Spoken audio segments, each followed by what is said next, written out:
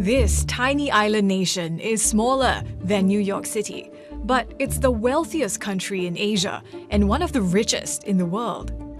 Its GDP per capita itself has surpassed the likes of the UK, the US, France, and other developed countries. Over 6 decades, Singapore has transformed itself from a colonial trading port to a buzzing financial center that's envied the world over. And it's held up as an example for any country seeking to grow a robust, high-tech economy. Its wealth is the product of decades of planning by a party that's been in power since independence. So, what's Singapore's formula for success? And as its leadership changes for the first time in 20 years, can it continue to prosper? When Singapore became independent in 1965, the first Prime Minister Lee Kuan Yew and other founding leaders recognized it had an economic problem. It had no natural resources. So if they wanted to develop an export-led economy and attract foreign capital, they would need to build up the country's manufacturing industry. Its location gave it an edge. It has access to the Straits of Malacca, to the Indian Ocean, to the South China Sea, which makes it a pivotal shipping hub. So it did this initially by transforming Singapore into a manufacturing base, with a focus on labor-intensive industry at first to wipe out the high unemployment. But Lee only ever intended manufacturing as a stepping stone to a more developed economy. He laid the fundamentals, which is a solid financial and legal system, stable and largely clean government, making sure that the public transport system is efficient, has world-class healthcare infrastructure. In the 1980s, Lee started laying the groundwork for what is now Singapore's biggest source of wealth, finance. Following the lead of places like the US and UK, he liberalized the financial services industry with lighter touch regulation. The legacy of that approach is evident today. 4,200 multinational companies have regional headquarters here. Low taxes are a big reason for that.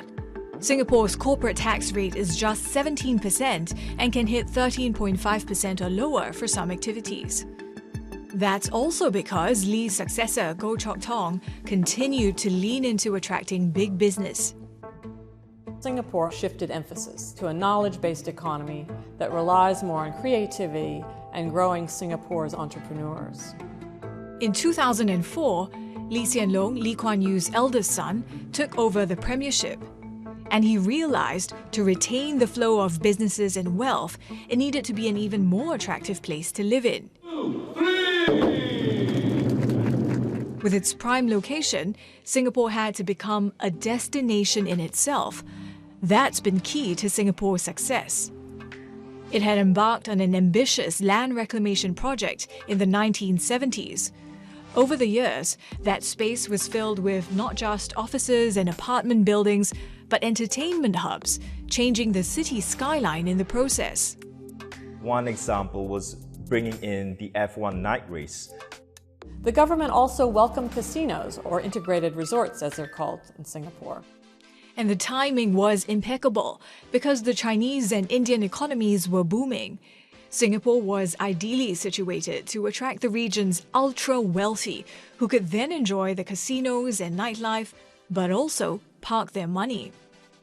The results? The total value of assets under management in Singapore jumped from $420 billion at the start of Lee Hsien Loong's tenure to $3.6 trillion in 2022.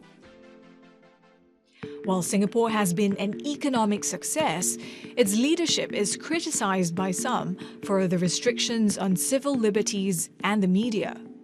Freedom of the press, freedom of the news media must be subordinated to the overriding needs of the integrity of Singapore. Under Lee Kuan Yew's governance, one of the chief criticisms is that there was this climate of fear in Singapore. People were afraid to criticize the government.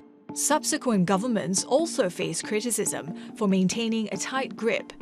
Protests are still largely illegal.